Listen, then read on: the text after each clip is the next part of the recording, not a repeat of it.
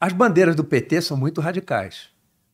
E o José Dirceu, que é o mentor ideológico do PT, um deles, né? É o José Dirceu, já disse que ganhar a eleição não é o mais importante, o importante é tomar o poder. E para tomar o poder, eles vão ter que plantar vão ter que acelerar e aprofundar a revolução cultural, que já está em pleno processo, que é uma estratégia grancista de tomada do poder, a revolução cultural, que é para destruir a família, os valores, tá? Os valores morais, tradicionais, cívicos, patrióticos, destruindo a família. Isso é revolução cultural. Com isso, você anestesia a sociedade. O que é revolução cultural?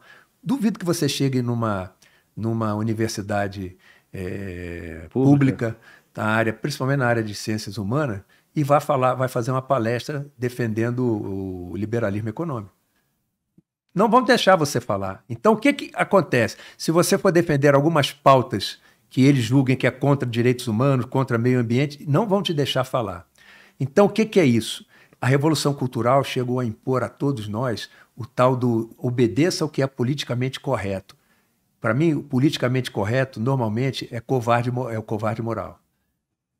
Entendeu? O politicamente correto é o covarde moral, porque não diz o que pensa. Ele diz o que ele sabe que aqueles que estão ouvindo, querem escutar. Então, essa é a revolução cultural. Então, ela domestica a sociedade, que não reage quando eles vierem em força para implantar o regime socialista. Qual é a outra estratégia importante deles? A outra estratégia importante é enfraquecer o aparato de segurança do Estado. Então, uma bandeira deles, que é desmilitarizar a PM, vai ao encontro dessa estratégia. Você desmilitarizando a PM, você submete a PM muito mais facilmente ao controle ideológico. Tá certo? Sim, a ingerência nas Forças Armadas, no sistema de promoção, ensino, gestão interna e designação de cargos. Então, isso já foi dito na autocrítica dele, que a falha deles foi não terem feito isso. Então, você, neutralizando a sociedade, tá certo? Com a Revolução Cultural, e neutralizando o aparato de segurança do Estado, né? E se infiltrando nas instituições, como? Vai lá no Programa Nacional de Direitos Humanos 3, veja lá que eles propõem a criação de conselhos populares, onde, como eles chamam, entre aspas, a sociedade civil exercerá a democracia participativa. Então, em todos os entes públicos e também vários entes privados de interesse deles, eles constituem conselhos populares. O que é um conselho popular? É um grupo que constitui esse conselho e que, nesses entes, seja no ente do serviço público, seja ente da área privada, eles têm poder de conduzir os rumos da direção daquele ente.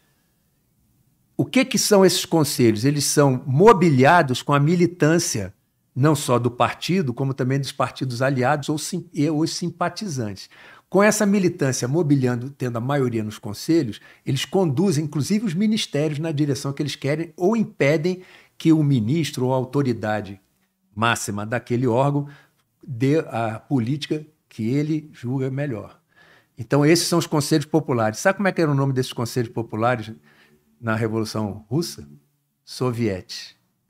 O Conselho Popular nada mais são que soviéticos. E no governo da presidente Dilma, em 2014, tem o decreto 8243, que está arquivado no Senado. Esse decreto é fruto desse Programa Nacional de Direitos Humanos 3, criando conselhos populares em todos os entes do Poder Executivo. Eles já estão com essa estratégia em andamento. Em vários ministérios já tem conselhos. E os ministros não têm o poder que deveriam ter, porque esses conselhos, mobiliados pela militância, em sua maioria, impedem ele fazer o que ele julga que é necessário, impedem, votam contra e impedem, ou impõem a pauta da militância. O PT vai botar o pé na porta? O senhor vê isso em relação a implementar todas essas situações? Eles vão fazer o estudo de situação. Dá para meter o pé na porta? Olha, se esse movimento todo sair enfraquecido e desgastado, eu me preocupo, porque a confiança nas Forças Armadas, se essa massa da população que está na rua sair frustrada, a confiança nas Forças Armadas vai cair muito. O Muito. O senhor tem... E olha só, eu já tenho até um indicador disso, eu já vou lhe dizer. Sim. A confiança vai cair muito. E o momento em que a confiança cair, eles vão se sentir mais fortes do outro lado. Então, eles vão acelerar esse processo todo que eu expliquei aqui. Tá? Eles vão acelerar. Agora, se esse movimento sair com uma liderança que o represente, a liderança que faça com que eles se sintam ameaçados, por exemplo, se... Eu disse que eu tinha feito um parênteses que eu ia falar depois. Eu já não me lembro o que era. Bom, se essa liderança ela se sentir frustrada, eles vão se sentir mais fortes e, portanto, eles vão apertar a rosca. Esses 60 milhões de votos não são 60 milhões de pessoas apoiando essa pauta.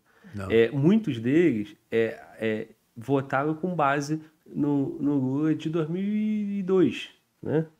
Que fez uma carta para o mercado, que entrou paz e amor, como falam, né? Só que agora já tem uma postura diferente. Talvez pelo avançar da idade, talvez por depois de tudo que passou, ainda deu certo, ainda ganhou uma eleição, eles estão mais à vontade, eles estão...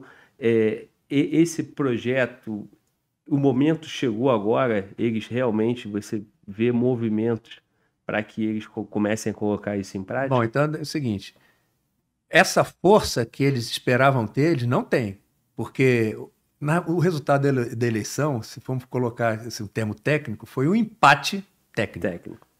Tá certo? Então eles não têm essa força toda. Outra coisa, ali dentro da aliança deles, o Alckmin não tem nada de socialista. Ele entrou no Partido Socialista porque aqui no Brasil esse negócio de ideologia partidária não tem muito. E outra coisa, muita gente que votou nele não sabe nem o que é grancismo, não sabe nem que o PT é marxista-leninista, não sabe nem que o PT quer implantar o socialismo.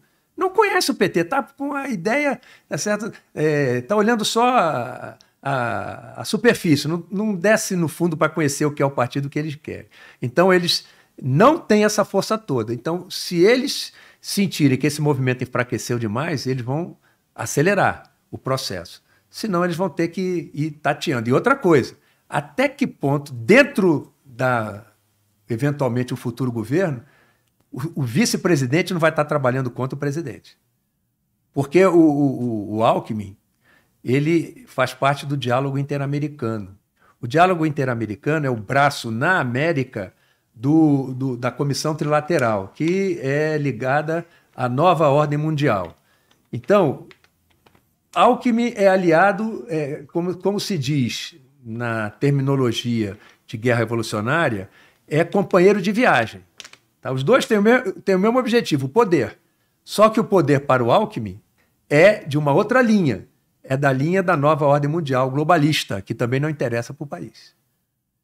Então, olha só. E interessa o PT? Isso interessa pelo seguinte, porque a nova ordem mundial é muito melhor ter um partido de esquerda no poder, porque não é nacionalista, portanto, ele aceita. O próprio Lula falou que o que for decidido no Conselho de Segurança da ONU tem que ser aplicado aqui sem passar no Congresso Nacional. Isso é globalismo puro. Isso é ceder, mas com isso ele tem o apoio do movimento globalista e isso para ele se manter no poder é importante. Então, essa nova ordem mundial, tá, a qual o Alckmin é ligado, tá, ele tem os interesses dele no país. E ter um partido de esquerda no poder que tem uma bandeira ambientalista e indigenista, direitos humanos, fundamentalista, de acordo com os interesses internacionais e não com os interesses nacionais, é ótimo ter no poder para eles. Por quê? O próprio Lula já falou. Já está abrindo de novo o país, né, para receber recursos da Noruega e da Alemanha. Eu acho ótimo, mas tem que ser aplicados de acordo com o que nós decidimos e não eles. Porque esses recursos que eles empregam aqui, eles usam para explorar a nossa biodiversidade e depois vão cadastrar, né, cupuaçu como sendo como é que é? O royalty, uma coisa assim, internacional, sim, como sim. Sendo... E quando é brasileiro, né? Eu não me lembro o nome agora do que eles fazem. Então, é explorar a nossa biodiversidade de acordo com os interesses dele, não com aquilo que a gente vai impor. Tá certo? Recebe-se o recurso, porque é muito difícil você desenvolver grande, não é só a Amazônia, várias áreas do Brasil, você ter projetos que não têm participação de recursos internacionais. Tem que ter, mas tem que ser um acordo que não comprometa a nossa soberania.